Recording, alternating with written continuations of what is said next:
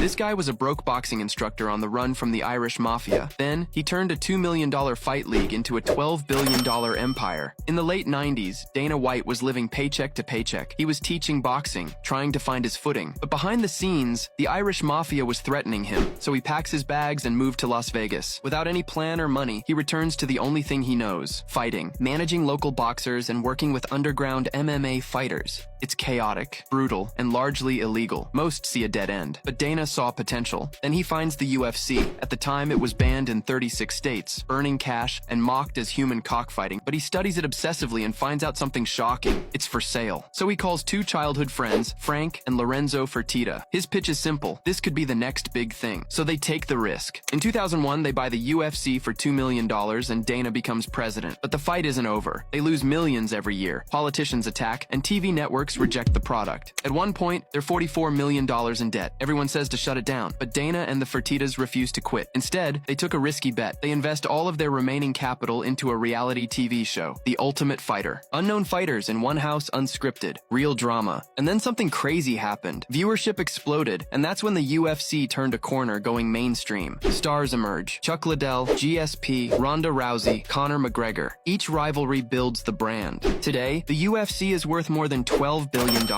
Dana White never waited for permission. He took an unregulated sport and turned it into a global sensation, proving everyone wrong. This girl from Brazil just passed Taylor Swift to become the youngest female billionaire in the world. Meet Luana Lopez Lara, the founder of Kalshi. She grew up in Brazil, far from Silicon Valley and Wall Street, and she didn't come from money, fame, or power. She started as a ballerina, training her body with discipline, repetition, and control. But she had a greater vision, wanting to be the next Steve Jobs. So Luana earned her way into MIT, studying computer science. And while other students took summers off, she spent hers inside the most elite financial firms on Wall Street, like Bridgewater and Citadel. And that's where she saw the real problem that would change her life. She realized there wasn't a regulated market to bet on real-world events. So she built one, co-founding Kalshi. Kalshi isn't a trading app. It's the first federally regulated prediction exchange, where anyone can legally bet on elections, political events, economic shifts, anything. But regulators pushed back. For years, she was told it would never work, but she didn't quit. And 6 years later,